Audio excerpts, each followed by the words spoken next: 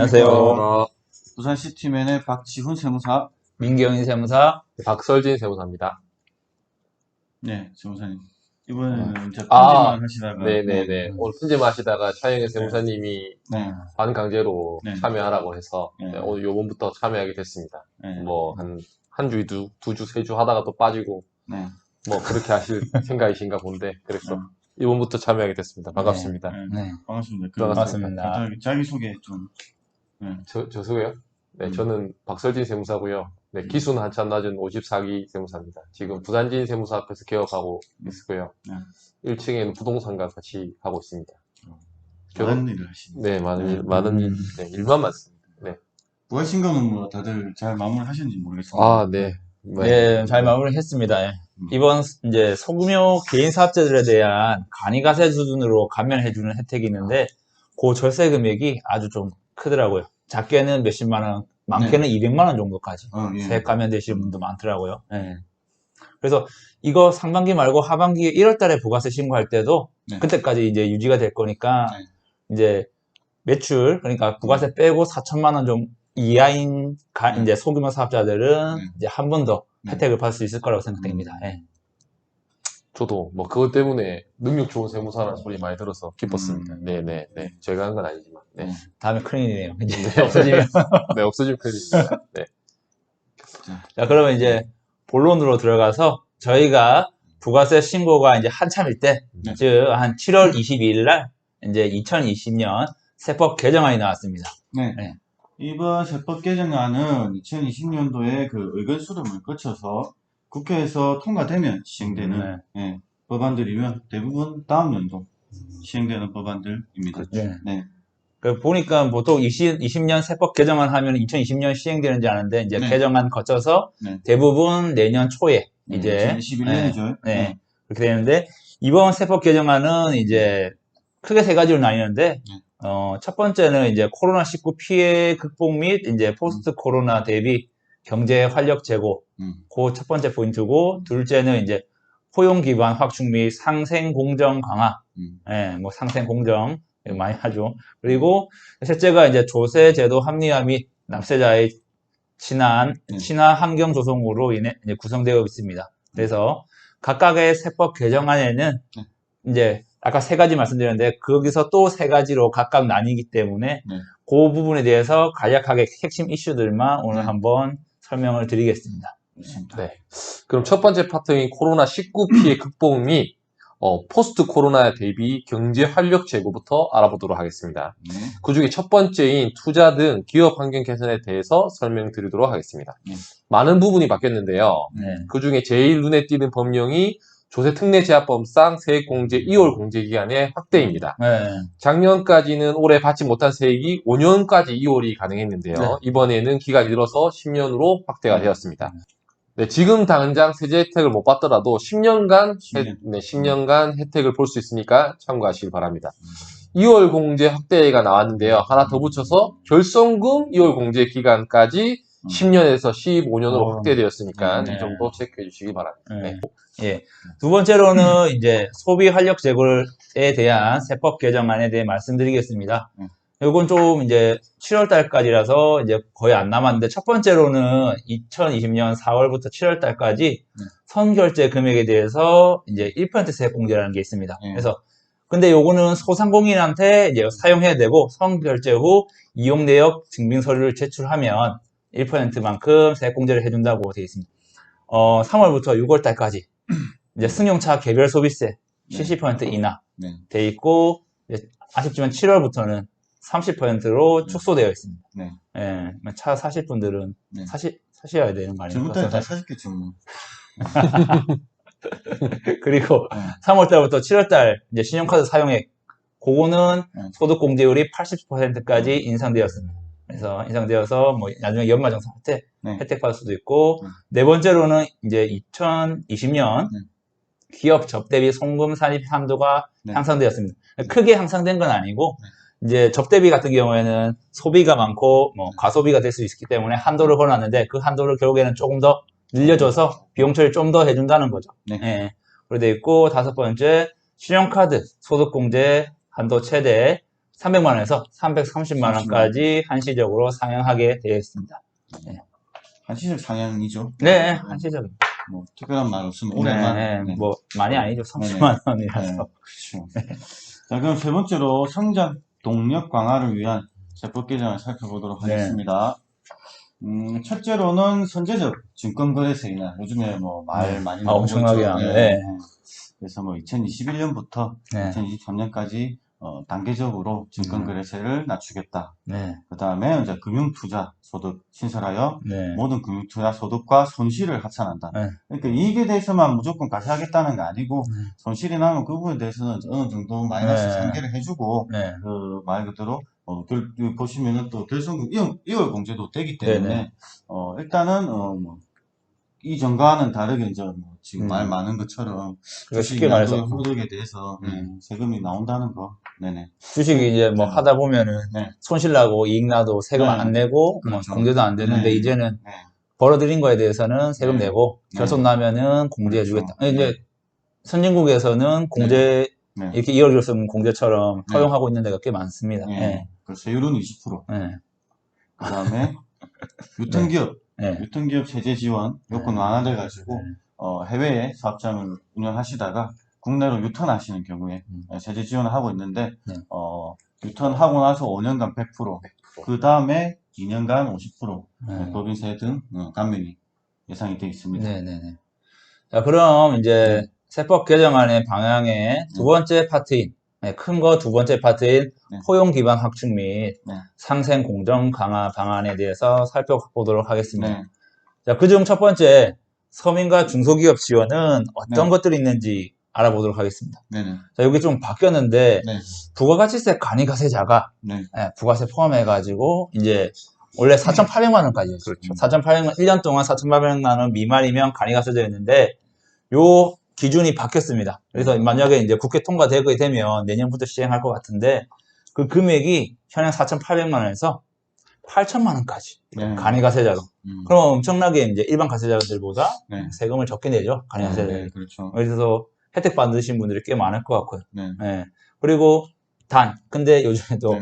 부동산 임대업하고 네. 그건 뭐, 네. 항상 빠지죠. 항상 과세 빠져요. 유흥업은 현행대로 4,800만 원까지 네. 이제 간이가세자를 유지하고요. 네. 또한 조금 특이한 게 간이가세자 중 네. 납부 면제자 기준 금액을 네. 3천만 원에서 네. 또 이거 4,800만 원까지. 즉 1년에 부가세 포함해서 4,800만 원이 안 되면 매출이 안 되면 아예. 세금을 한 푼도 안 냅니다. 자, 여기서 이제 부가가치세죠. 예, 종합소득세는 달라질 수 냅니다. 있습니다. 예, 낼 수 있습니다. 그리고 이제 혜택도 많이 받고. 근데 간이가세자는 원래 네. 세금계산서 발행할 수 없지 않습니까? 네네. 그렇죠. 근데 이렇게 돼버리면서 일정한 이제 모든 간이가세자가 아니라 4,800에서 네. 8천만 원 사이에 그분들은 원래는 일반 가세자였죠. 네. 간이가세자로 돌아오더라도 네. 희한하게 네. 세금계산서 발행 의무가 있습니다. 엄청나게 저희한테 복잡해졌죠. 네. 예. 그러니까 간이가세자 전부가 이제 세금계산서 발행 의무가 아니라 네. 이제 늘어남으로써 기존의 일반 가세자가 간이가세자로 돌아오는 그 기준점인 4,800에서 8천만 원 사이의 사업자들은 하더라도 세금계산서를 발행하게 네. 돼 있고 또 그리고 세금계산서 미수치에 대한 가산세 0.5%도 신설한다고 되어 있습니다. 예. 그래서 되게 간이가세자인데도 많이 바뀌는 게 너무 많습니다. 예. 그리고 미수치라 하면 그러면은 이제 간이가세자가 저희가 매입 세금 계산서를 받지 않았을 때 가산세가 네네 원래 그게 없었죠. 받았을 때 이제 세액공제 혜택은 있었는데 지금은 세액공제 혜택은 조금 줄어드는 것 같고 안 받았을 시에는 가산세까지 이제 물게 돼 있습니다. 그래서 그런 거 조심하셔야 되고요. 복잡해지. 네. 또 간이가세자 하면은 업종별 부가가치율이 있죠. 네. 그것도 현 실정에 안 맞아서 어떻게 될지 모르지만 그 부가율을 바꾼답니다. 또. 네, 어떻게 될지 모르죠. 그러니까 실적으로 늘어날 수도 있어요. 그렇죠. 네. 그렇죠. 네. 그러니까 어떻게 될지 모르니까. 통과가 돼봐야 알고 네. 법이 되고 그다음 시행령이 또 어떻게 나와야지 또 알 수 있겠죠. 그리고 간이가세자 이제 넘어가서 근로장려금 있지 않습니까? 네. 근로장려금, 자녀장려금 관련 개선 제도가 있습니다. 네. 그래서 과세관청에서는 대상자가 신청을 누락한 경우에도 친절하게 과세관청에서 직권으로 대신 신청을 해서 돈을 받아가라고 음. 이제 그렇게 바꾼답니다. 그래서 음. 이제 깜빡한 경우에는 이제 과세관청에서 그냥 해주는 게 아니라 대신 직권으로 신청해드릴까요? 해서 그 사람이 대상자가 오케이 하면은 직권으로 신청해서 이제 장려금 준답니다. 예, 아주 좋죠. 일이 엄청나게 늘어나겠네요. 예. 공무원들이, 그죠? 네. 네, 공무원분들이. 그리고 이제 근로하고 자녀 장려금 받은 경우에는 압류 금지 기준 금액이 연 150만 원에서 185만 원 미만으로 상향 조정되었습니다. 네. 그리고 제일 중요한 지급 기간. 네. 예, 반기인데 지금 지급 기간이 20일이죠. 신청하고 나서. 그렇죠. 예, 15일 이내로 지급하도록 단축되었습니다. 예. 한 주죠. 네. 일은 많아지고. 그렇죠. 네. 열심히. 네, 점점 복잡해집니다. 복잡이지. 네. 그리고 중소기업들이 가장 세제 혜택이 많은 중소기업 특별세 감면 있지 않습니까? 네. 많이 하는 거 제일 많이 하죠. 네. 혜택을 제일 많이 받죠.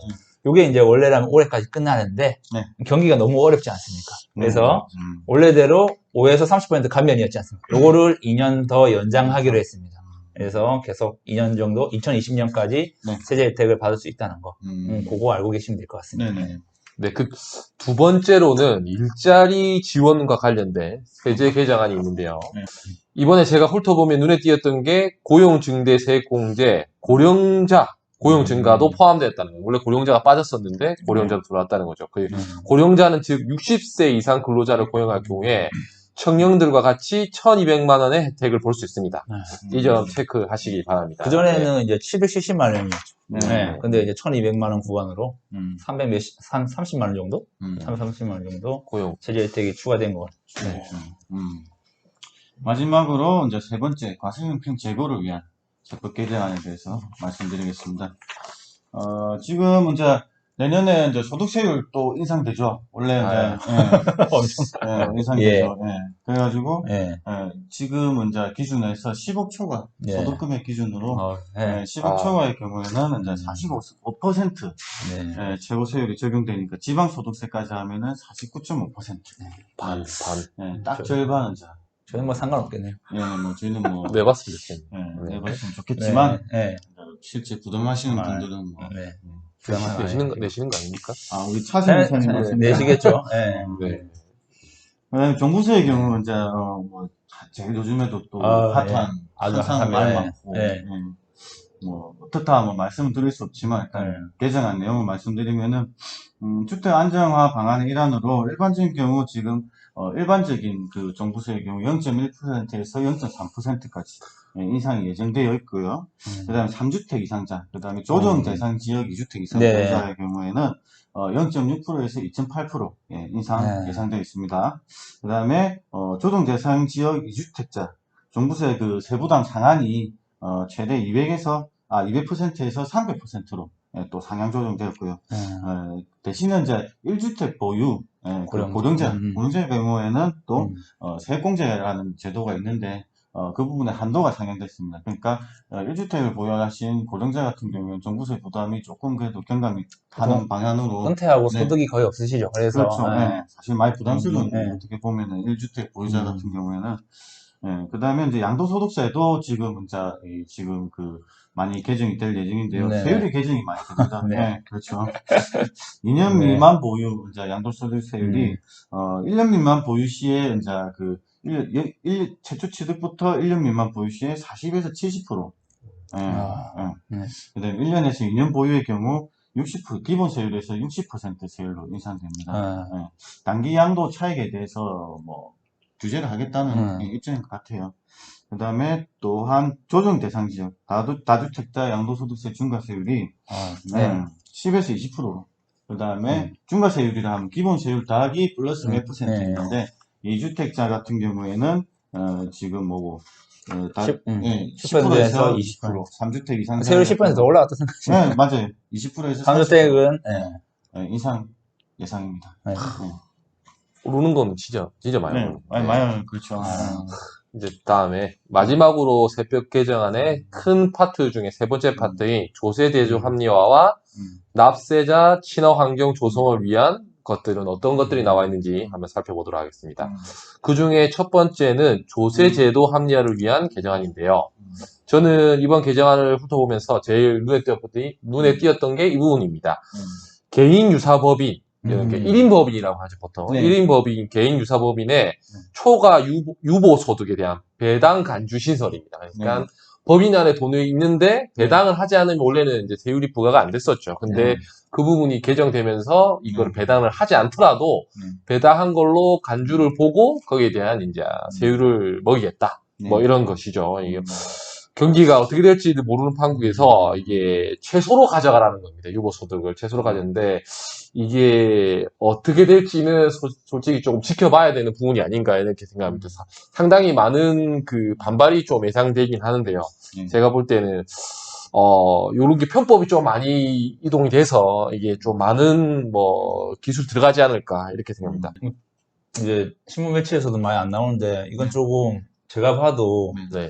문제가 많을 것 같아요. 잘못 네, 법을 개정하게 되면 이거는 실질적으로 법인으로 넘어갔던 분들에서 나중에 이제 돈을 모아서 뭐 공장을 사거나 아니면 기계장치를 사거나 하는 거에 대해서 이제 과세를 하겠다. 그러면 나중을 위해서 모아둘 수 있는 돈이 줄어드는 거니까 이거는 조금 심각한 것 같습니다. 제 생각에는. 예. 또 그래서 잘 봐야 될 것 같습니다. 많은 개정안이 나오겠죠. 그죠? 네, 그것도 안에 밑에 있는 시행령이 또 어떻게 될지 모르니까. 예. 그래서 그렇게 보시면 되고 두 번째로는 이제 납세자 권익 보호를 위한 세법 개정안이 마련되어 있는데요. 이건 매년마다 조금씩 개정되죠, 맞죠? 납세자 보호를 위해서. 예. 납세자가 세무조사 받을 시에는 보통 사전 통보를 하지 않습니까? 특별한 경우 빼놓고 특별한 경우면은 바로 들이닥치죠, 맞죠? 네. 그런 경우 아니고 이제 보통 며칠 전에 통보서가 날라오고요. 그 사전 통보 항목에 이제 여러 가지인데 세무조사 대상 과세 기간이 추가되었습니다. 그래서 그 전에 있었는데 세목이나 이런 거에 대해서 나왔는데 이제는 조사 대상 기간까지 조사 기간하고 다릅니다. 조사 기간은 언제부터 언제까지 조사를 하겠다는 거고 그거에 대해서 예를 들어서 법인 세면은 2014년부터 뭐 2016년부터 몇 년도까지 조사 대상 기간을 이제 추가 명시하게 되어 있습니다. 그러면 그 기간이 명시되어 있지 않은 기간은 세무조사가 안 나온다는 말인가요? 보통 그렇죠. 근데 이제 거기서 연결되는 탈루색이 있거나 하면은 또 이제 통합조사를 해가지고 더 나올 수도 있고. 예, 그렇죠. 우선은 이제 그것만 보는 건데 그게 문제가 되면은 또 연결돼서 볼 수 있겠죠. 근데 함부로 그 대상 기간을 지나서 함부로 볼 수 없죠. 그것도 위원회를 열어가지고 또 조정을 해야 되니까. 예. 그리고 세무조사 후에 결과 통지 항목에 옛날에는 그냥 세금만 딱 알려주고 그냥 끝났는데 납세자의 알 권리야 나중에 또 이제 조세 불복 있죠. 예. 인정을 못하면 조세 불복이 있는데 방어권 보장을 위해서 과세 이유의 근거 법령과 구체적 사실을 기재하고 또한 이제 가산세도 금액만 나왔었는데 가산세에 대해서도 종료 및 금액 또는 이제 산출 근거를 명확히 기재하도록 추가가 되었습니다.